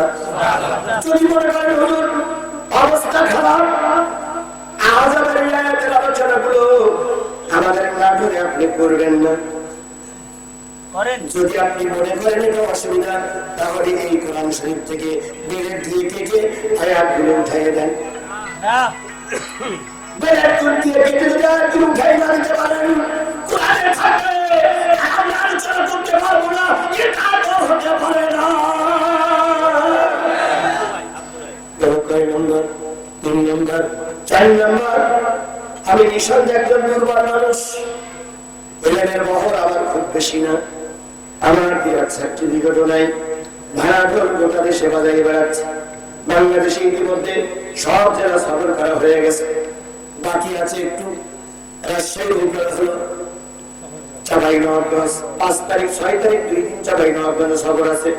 গত 25-26 সালে সফর করে আসলাম সিলেট, এর আগে কক্সবাজার সফর করেছি, পঞ্চগড়ের একেবারে বাংলাদেশ সফর করেছি। গোটা বাংলাদেশ আমি সফর করতেছি, গোটা বাংলাদেশ আমি ভাড়া ধর নিয়ে বাজাচ্ছি। যদি আমার ভিতরে কোনো ভুল পান, আলেমেরা ভুল ধরবেন,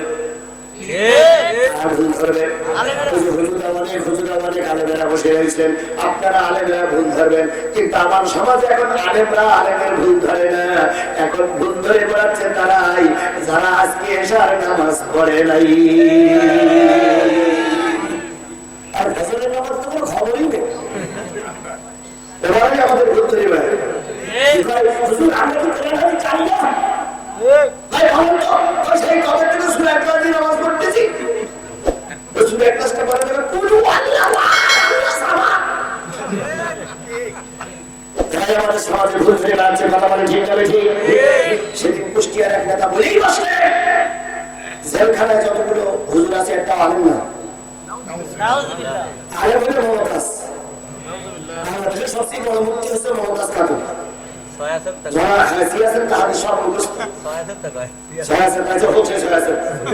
আর আমাদের দেশের আরেকজন মুক্তি সাহেব আছে, উনি প্রায় বলে থাকে আমি কি কোরআন হাদিস জানি না, আমরা কি তাহাজ্জুদ করি না, আমরা কি 5 ওয়াক্ত নামাজ পড়ি না, কোরআন শরীফ তেলাওয়াত করি, কাজ শুরু করি, আমিও কোরআন বলতে পারি, লাখুন দিন কুমারিয়া দিন বুখারী হাদিস।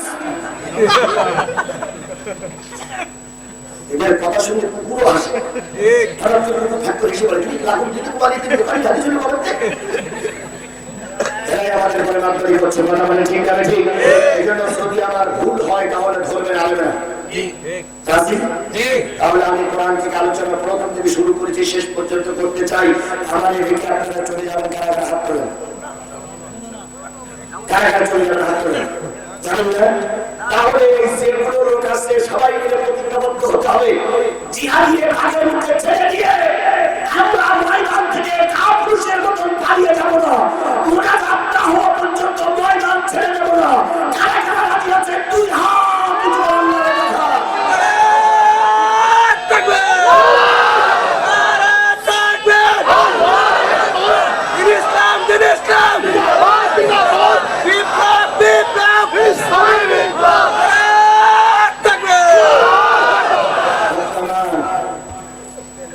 আপনার পাশে হাত উঁচু করে নিকেরা সেই লোকটা হাত দিয়ে দেন, ফাঁকি দেবে। আপনারা সবাই হাত উঁচু করে কারে দেখাইছেন? আমি হাত উঁচু করে কারে দেখাইছি? আমি হাত উঁচু করেছি, কি বলবো? আপনারা হাত উঁচু করেছেন কি শর্তে? যদি আমার মোনাজাতের আগে, যদি আমার মোনাজাতের আগে, যদি আমার মোনাজাতের আগে আপনি চলে যান, তাহলে আমাদের খেলাপ করলে তারা কি বলে? ময়কার দন্তনায়িকার ফরিকার ক নম্বর 1 যা কারা কারা যাবেন যান। আল্লাহ কাছে নেই নাকি সব করছে?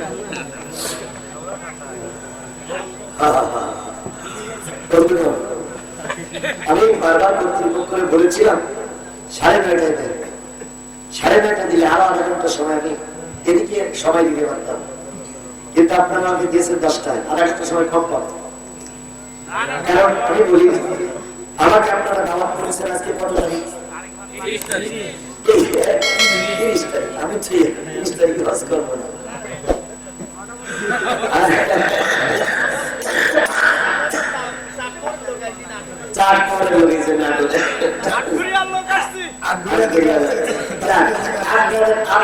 আপনাদের ঘের মধ্যেই কথা বলতেছি। আমার আজকে যে অবস্থা, শরীরের যে অবস্থা আপনারা বুঝতে পারছেন, কষ্ট হচ্ছে। তারপরে কথা বলছি, যেহেতু আপনারা অনেক দূরের থেকে লোক এসেছে। আমি যেভাবে কথা বলি সেভাবে কথা বলতে পারছি না, কারণ আমি যে পুকুর করে যাচ্ছি সে আমাকে নিচে নামা দিচ্ছে। তারপরে ইনশাআল্লাহ আমি আপনাদের ঠকাবো না, হৃদয়ে কান দিয়ে শোনার জন্য চেষ্টা করুন। আমি আপনাদের সামনে তেলাওয়াত করেছি সূরা আহজাব। কোন সূরা? আহজাব। জোরে বলেন কোন সূরা? আহজাব থেকে তেলাওয়াত করেছি। আহজাব শব্দের অর্থ হচ্ছে, আহজাব শব্দের অর্থ হচ্ছে শত্রু বাহিনী। এক করে শুরু করি। আহজাব শব্দের অর্থ কি? মুসলমান কথা বলে, আহজাব শব্দের অর্থ কি? সূরাটার ৭৩টা আয়াত, ৯টি রুকু। মদিনায় অবতীর্ণ সূরা সমূহের ভিতরে একটা অন্যতম সূরা। ৭৩টা আয়াতের ভিতরে তেলাওয়াতকৃত আয়াত হচ্ছে ৬৬, ৬৭, ৬৮, ৬৯, ৭০, ৫টা আয়াত। এই ৫টা আয়াতের উপর ভিত্তি করে নির্ধারিত সময়ের ভিতরে আমি শেষ করবো ইনশাআল্লাহ। ইনশাআল্লাহ। আহজাব শব্দের অর্থ কি? আহজাব শব্দের অর্থ হচ্ছে খাল খনন, পরীক্ষা খনন। আহজাব শব্দের অর্থ হচ্ছে পরীক্ষা খনন, খাল খনন, তারপরে শত্রু বাহিনী, এই অনেকগুলো নাম। এই কারণে মুসলমান আর কাফেরদের ভিতরে তৃতীয় যুদ্ধ। প্রথম যুদ্ধ হয়েছিল মুসলমানদের সঙ্গে কাফেরদের সঙ্গে, যে যুদ্ধটা প্রথম হয়েছিল, এই যুদ্ধটার নাম কি? বদরের যুদ্ধে মুসলমানদের সংখ্যা ছিল কত? ৩১৩ জন। পক্ষান্তরে কাফেরদের সংখ্যা ছিল কত? ১,০০০-এর উপর। এই ১,০০০-এর উপরে কাফেরদের নেতৃত্ব দিয়েছিল আবু জেহেল, আর ৩১৩ জনের নেতৃত্ব দিয়েছিল মুহাম্মদ রাসূলুল্লাহ সাল্লাল্লাহু আলাইহি ওয়াসাল্লাম। আচ্ছা বলুন তো, বদরের যুদ্ধটা সংঘটিত হয়েছিল কি মাসে? ১৭ই রমজান। আল্লাহ বলেন প্রথম রমজান মাস, ১৭ই রমজান, প্রথম রমজান মাসে সাহাবীরা রোজা রেখেছে। রোজা রাখার আগে নবী কি বলেছেন?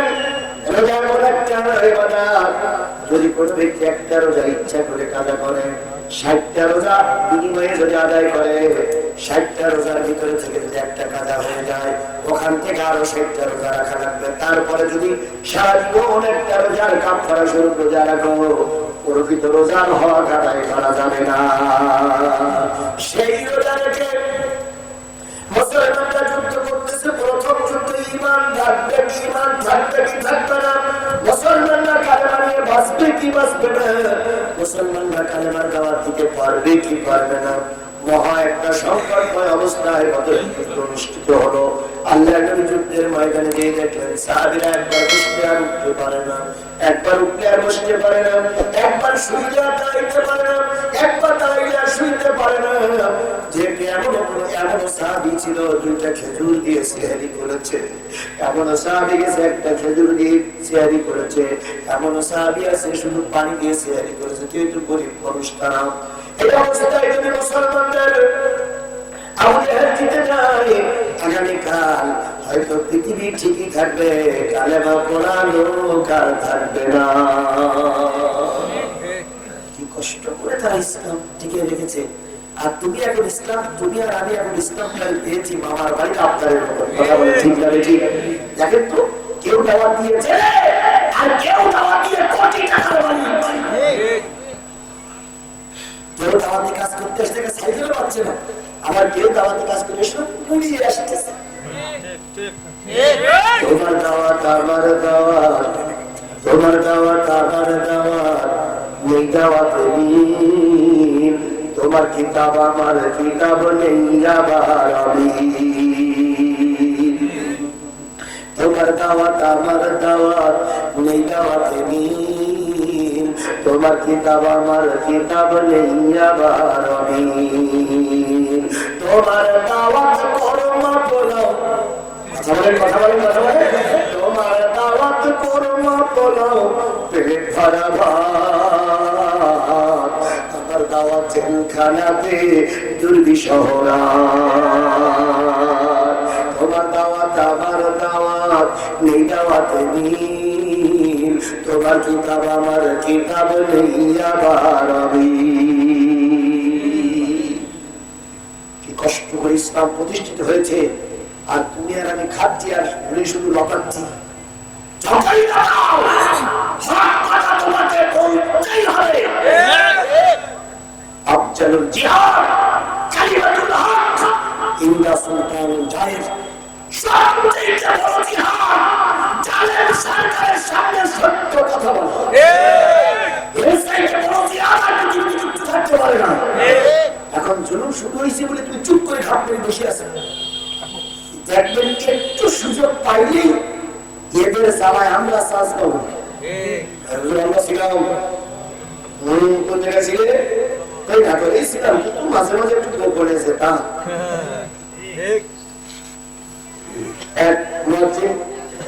মানে হুজুরের দিকে ধরল ওই মসজিদের হুজুর জেল কাটলে আপনার কিছু হইল না।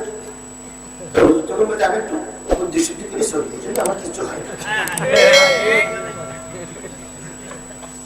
দৃষ্টি করে চলা হুজুর আমার সমাজে আছে না নাই? আছে না নাই? 10 বছর আগে বাবু বাবু করতে এখন সে বাবু গেল কই? তোমরা বসন্তের কোকিলের মতন ডাক দাও। এতদিন পর্যন্ত রিয়াতে হয় না, এতদিন পর্যন্ত কম্প্রোমাইজ হয় না। ঠিক নির্বাচনের সময় আমাদের দেশের এক টুকরো আর ওই বান্ধবী গামছা কাটার একটু চলে গেছে। গামছা কাটা এতদিন পর্যন্ত বিএনপির সঙ্গে রিয়াজ করে ওদের বিরুদ্ধে এখন এসে বলতেছে আমার বড় বোন আমাকে ডেকেছিল, আমার মনটা জড়িয়ে গিয়েছে। মুনাফিক মুনাফিক কথা বলা ঠিক আছে। হেফাজতের হুজুররা নাই ছিল, হেফাজতের হুজুররা নাই ছিল। বিশ্বনন্দিত কোরআনের পাখি জেলখানায় ভুগতেছে, আর তুমি মৌলবী জালেমকে শুনে রিয়াজ করতেছো। তুমি মৌলবী জালেম কলঙ্ক।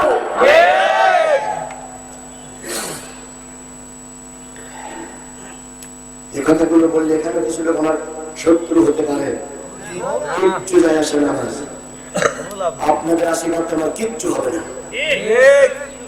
আমার জীবনে এমন কোন ঘাত প্রতিঘাত নেই যা আমি পার করি।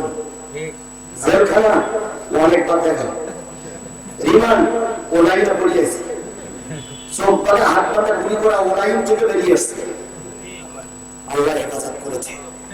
ভাই দেখাবো অন্য লোকের ভাই দেখাও, ভাই দেখাবো অন্য লোকের ভাই দেখাও, জিহাদিকে ভাই দেখাতে শোনা। 5 দিন তোমরা আমার চোখ বেঁধে রেখেছিলে, আমার পিঠে তোমরা বন্দুকের নল ঠেকাইছিলে, জয়া গেল টেনেছিলে, কিন্তু মালিকের আদেশ হয়নি তাই গুলি বাহির হয়নি। ভয় দেখাইও না।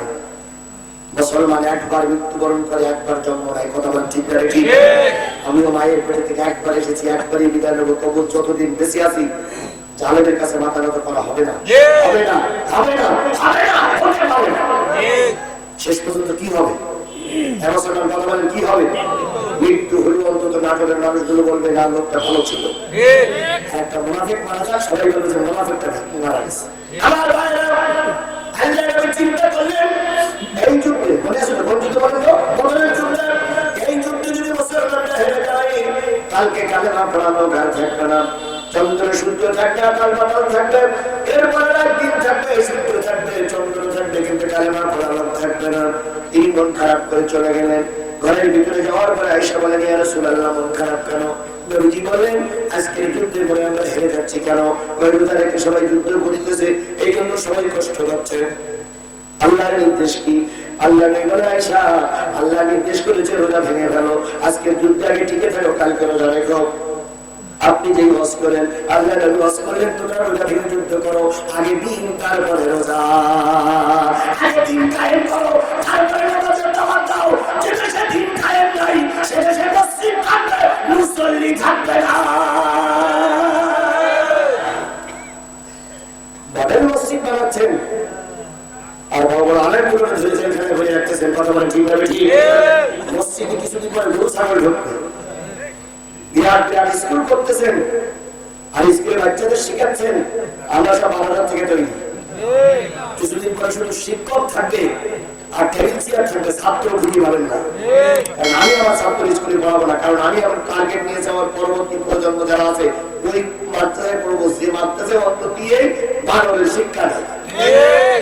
অন্তত মনে করতেছ যে এই করে আমার দেশে ওই রকম অবস্থা না, বরং তোমরা তোমাদের সমাজে তোমরাই পড়া।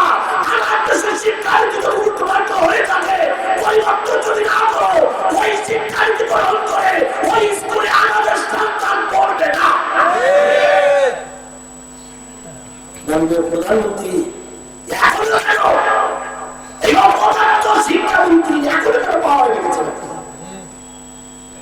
শিক্ষামন্ত্রী নামের কলঙ্ক। আমার দেশে কিছু নিয়ম আছে, যে জীবনে কোনোদিন কৃষি কাজ করেনি সেই কৃষি মন্ত্রী, যে জীবনে কোনোদিন মেডিকেল সায়েন্স পড়েনি সেই হয় কি মন্ত্রী? স্বাস্থ্যমন্ত্রী। যে কোনোদিন সেনাবাহিনী চাকরি করেনি সেই হয় প্রতিরক্ষা মন্ত্রী। যে কমান্ডার স্কুলে যায়নি সেই হই মাস্টার। কথা বলেন ঠিক না ঠিক? এরা কি পড়াবে? প্রধানমন্ত্রী আপনার সবাই আমাদের নিবেদন, যখন একটা বই বাজারে আসে তখন মন্ত্রী পরিষদ আপনাকে পড়ি শোনায়। পড়ি শোনানোর পর বইটা আপনি উন্মোচন করেন, তারপরে এই বইটা বাজারজাতকরণ করা হয়।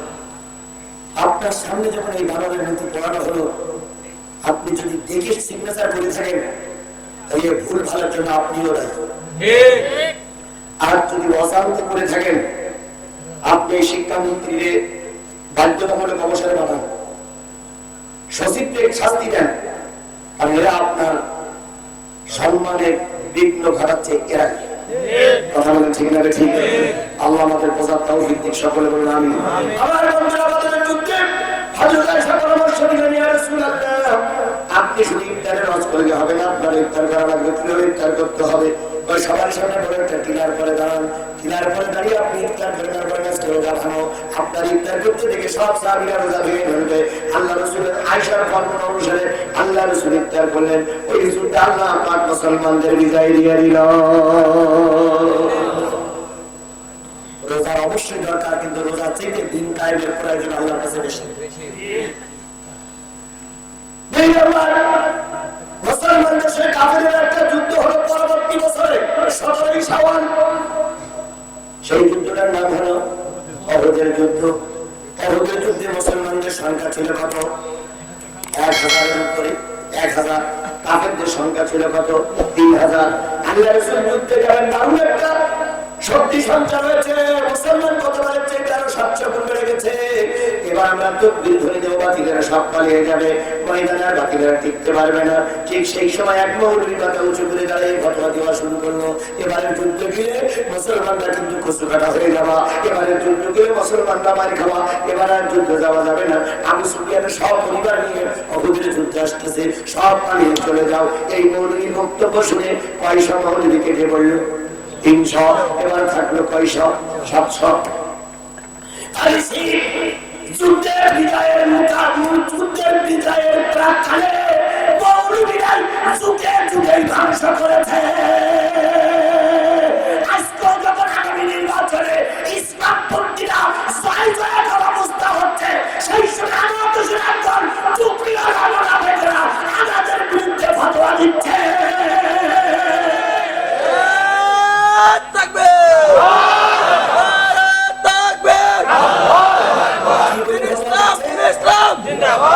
কি বলে ফতোয়া দিচ্ছে?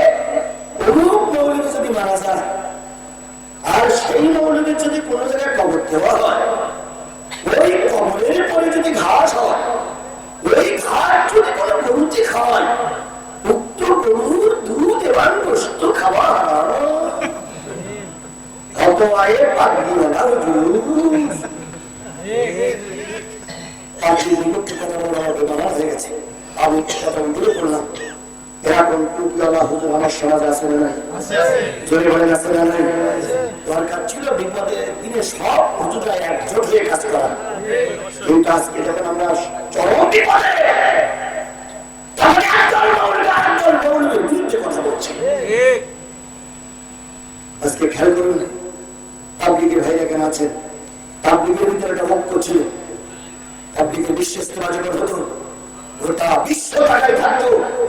বিশ্ব ইস্তেমায় লক্ষ লক্ষ মানুষ সূক্ষ্ম পরিকল্পনা করে, খুব সুদক্ষ ব্যাংক খাটিয়ে তাবলীগকে 2 ভাগ করা হয়েছে। মূল কারণ হলো মুসলমানদের রক্ত হতে না পারে। কথা বলেন ঠিক না ঠিক? বাংলাদেশ খেলাফত মজলিস, খেলাফত আন্দোলন, 2 খেলাফত 2 বটগাছ কিন্তু এক ছিল। এই 2 বটগাছ হাফিজ হুজুর মারা যাওয়ার পরে আমি যখন কওমি মাদ্রাসায় পড়াশোনা করতাম, তখন কিন্তু আমি হাফিজ হুজুরের খেদমত করেছি। হাফিজ হুজুর আল্লাহর একজন অলি মানুষ ছিলেন। বটগাছ একসময় এরশাদের বিরুদ্ধে ভোট করে সেকেন্ড পজিশনে আসছিল। এই বটগাছের পজিশন কিন্তু গোটা বাংলাদেশে একটা ভালো অবস্থান ছিল। উনি মারা যাওয়ার পরে এই বটগাছকে 2 ভাগ করে এই বটগাছ ধ্বংস করা হয়েছে। কথা বলেন ঠিক না? ঠিক। আজকে আরো অনেক হুজুর আছে, তাদের নাম আমি বলবো না, বললে অনেকে হয়তো মাইন্ড করবেন। এইভাবে করে ভাগ করতে করতে করতে করতে করতে করতে আমাদের সর্বনাশ করতেছে। একটা দলের নেতা কর্মীরা ফাঁসিতে, একটা দলের নেতা কর্মীরা জেলে, একটা দলের নেতা কর্মীরা হাজার হাজার লক্ষ লক্ষ টাকা নিয়ে ঘুরতেছে, কিন্তু এখনো পর্যন্ত এই নেতা কর্মীদের ভাগ করা যায়নি। যতই ষড়যন্ত্র করো, ইসলামের পক্ষের সৈনিকরা তোমাদের বেড়া জালে ভাগ দেবে না, দেবে না, দেবে না।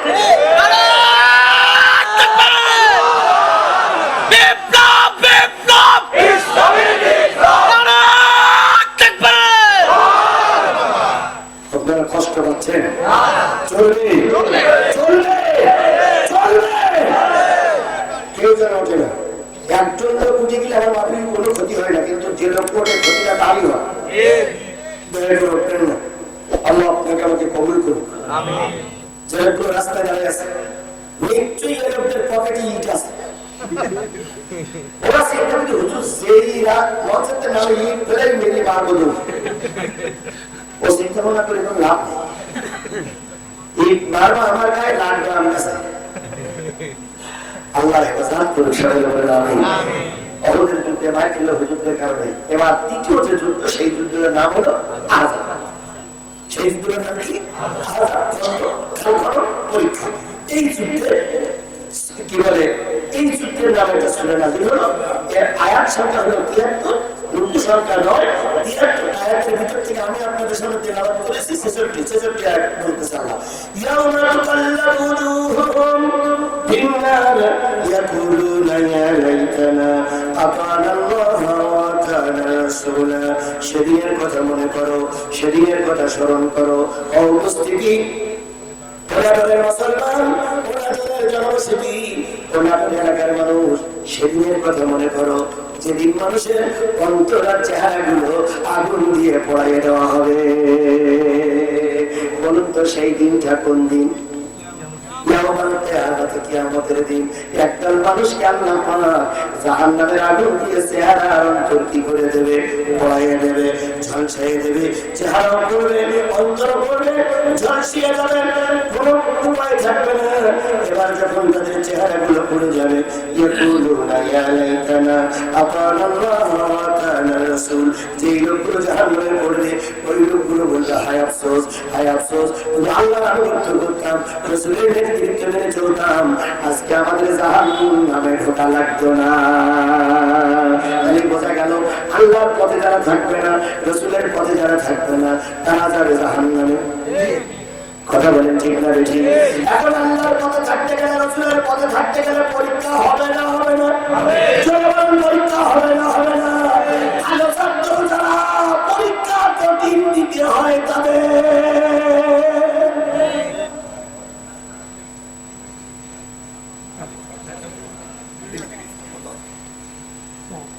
আমার সমাজে দেখা যায়, আমার সমাজে দেখা যায়, আমার সমাজে দেখা যায় এমন ছাত্র আছে পরীক্ষা ছাড়াই পাস। এটা কি পাস? Auto pass. অটোপাস যারা দেখছে তারা হলো অটো পাস নেতা। নেতা অটো পাস, ছাত্র অটো পাস। কথা বলে ঠিক না ঠিক? এই অটো পাস আমরা করতে চাই না, আমরা অবশ্যই পরীক্ষা দিয়ে পাস করতে চাই। বলেন এখান থেকে 15 বছর আগের মেট্রিক পাসের ছেলে আর গত বছর যারা মেট্রিক পাস করে বেরিয়েছে, এদের মর্যাদা ওদের মর্যাদা কি এক?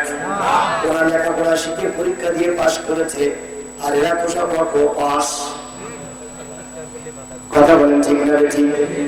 একটা ইংলিশ ট্রান্সলেট করতে দিলে তারা পারে না, অঙ্ক করতে দিলে বাড়ি থেকে নোট দেখে এসে পরের দিন অঙ্কের উত্তর দেয়।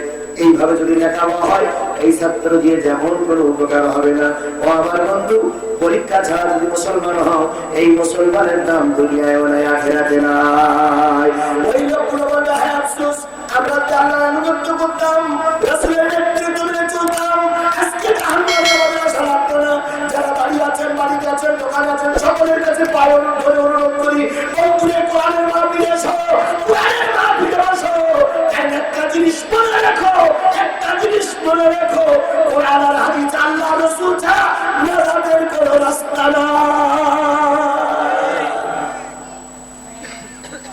সারা জীবন আমাদের বিরোধিতা করলে করার পরে হুজুরা কি বলে বিসমিল্লাহি ওয়া আলা মিল্লাতি রাসূলিল্লাহ, আল্লাহ এবং রাসূলের দলে দিয়ে গেল।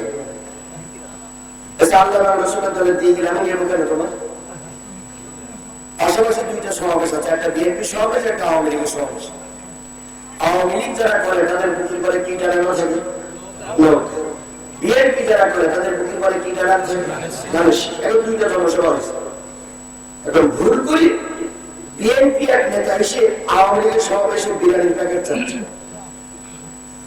তখন মন করেছিল সভাপতি তখন একজন বলতেছে ওই দলের থেকে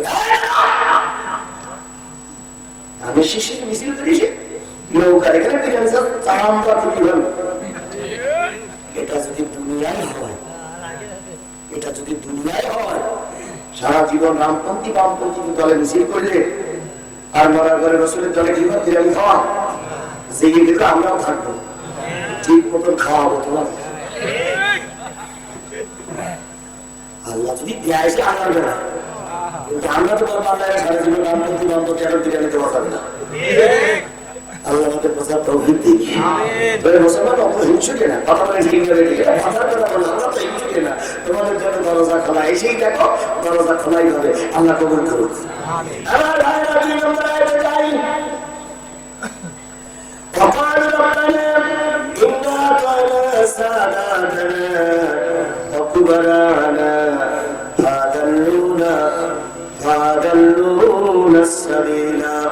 সেই দিন পথভ্রষ্ট লোকগুলো বলবে, হে আমার রব, হে আমার প্রতিপালক, হে আমার আল্লাহ, আমরা দুইটা গুরুদের অনুসরণ করতাম, তারা আমাদের পথভ্রষ্ট করেছিল।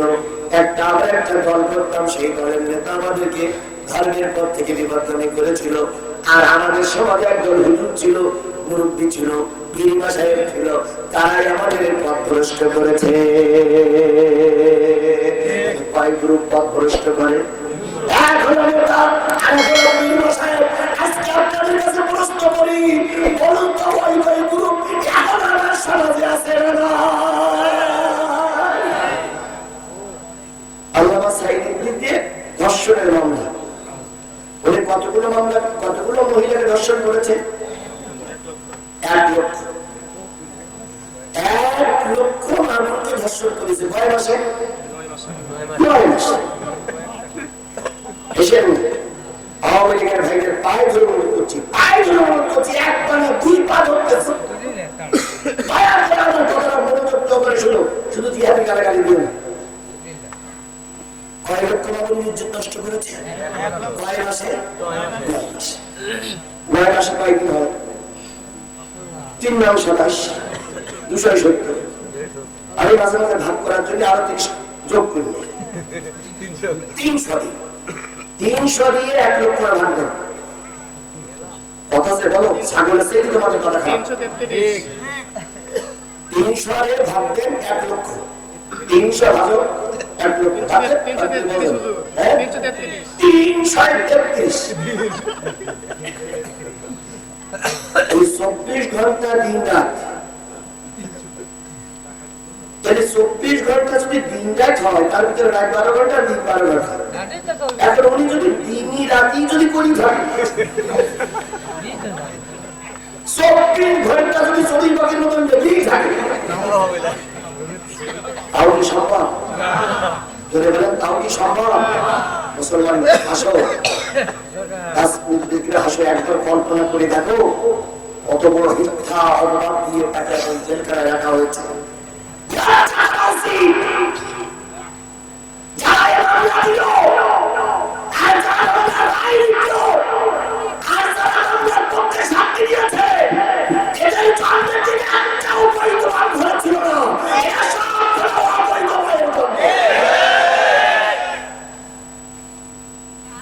মাথার ভিতরে সামান্য একটু বুদ্ধি থাকলেও, সামান্য একটু আকল থাকলেও এরকম একটা অপবাদ করে পাগলেও দিতে পারে না। কথা বলে ঠিক আছে? সেই বড় হুজুর জেল খাটতেছে। গত মাসে ওনার ছেলে জেলখানায় বাবার সঙ্গে দেখা করতে গিয়েছিলেন। উনি এসে একটা দিয়েছিলেন, আপনার দেখেছেন, উনি বলেছেন আব্বা ভেঙে পড়েনি, কিন্তু অনেক বয়স হয়ে গেছে, উঁচু করতে দাঁড়ালে কাঁপে, ঠান্ডায় দুইটা কম্বলে রাত যাপন করতে কষ্ট হয়, আপনাদের কাছে দোয়া চেয়েছে। উনি জেলখানা বসে বসে যে দোয়াগুলো করবে, যত ফোঁটা চোখের পানি পড়লে প্রতিটা ফোঁটা গজব হয়ে নাজিল হবে। কথা বলেন ঠিক না ঠিক? যাদের হৃদয় আছে আল্লাহর ভয়, তারা কবু পথ ভুলে যায় না। যাদের হৃদয় আছে আল্লাহর ভয়, তারা কবু পথ ভুলে যায় না।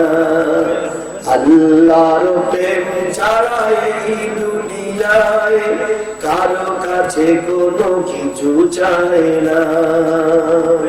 রাতের আধারে যারা সেজদাতে রয়, দু চোখের অশ্রুতে নদী যেন বয়, চলো না রাত জানি যতই আসুক, চলো না রাত জানি যতই আসুক, পিছনে ফিরেও তাকায় না। যাদের হৃদয় আছে আল্লাহর ভয়, তারা কবু পথ ভুলে যায় না। আল্লাহ রাব্বুল আলামিন তাই বলতেছে, নেতার মুরব্বীরা পথভ্রষ্ট করে, এবার আসল গেল তো নেতারা অন্যায় ভাবে আমাদের জুলুম করতেছে। এইবার মুরব্বী আল্লাহ বলতেছে, আইয়ুহাল্লাযীনা আমানু ইন্না কাসীরাম মিনাল আহবারি ওয়ার রুহবান লা ইয়াকুলুনা আমওয়ালান নাসি বিল বাতিল। হে ঈমানদারেরা, আমাদের সমাজে একজন হুজুর আছে আর একজন পীর মাশায়েখ আছে, ওরা মানুষের মালগুলো অন্যায় ভাবে খায়, আর ওরাই দিন কায়েমের বিরুদ্ধে ফতোয়া দেয়। এবার খেয়াল করুন, বড় হুজুর সর্বপ্রথম যখন জেলে গেল, ওই বড় হুজুরের বিরুদ্ধে যারা মামলা দিয়েছিল তারা একদল টুপিওয়ালা। সেই টুপিওয়ালার নাম কি? তরিকা মাসবান্ডারি। বাবা ভান্ডারি, ইঞ্জিন ছাড়া চলে না তো রেলগাড়ি, ভান্ডারি ইঞ্জিন ছাড়া চলে না তো রেলগাড়ি। আল্লাহরে ধন খাজাই দিয়া আল্লাহ গেছে খালি হইয়া। আছে আছে আছে। শাহ পরান বাবা আমায় পাগল বানাইছে, পাগল বানাইয়া জানি কোথায় লুকাইছে। বাবারে পাইবারে আসে ঘুরতে আছি পথে পথে, না জানি কোন দেশে বাবা লুকাই রয়েছে। পাগল বানাইয়া জানি কোথায় লুকাইছে। এরা হলো মাছ ভান্ডারি। কথা বলেন ঠিক না ঠিক? আমি বলি, ওরে ও ভণ্ড বাবা, ওরে ও খাজা বাবা, রোজ হাসরে দেখবে তোমার কোন বাবা।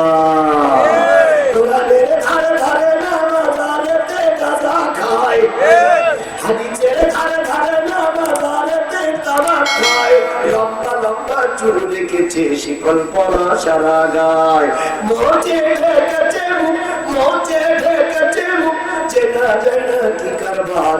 ওরে ও ভণ্ড বাবা, ওরে ও খাজা বাবা, হাসরে দেখবে তোমার কোন বাবা।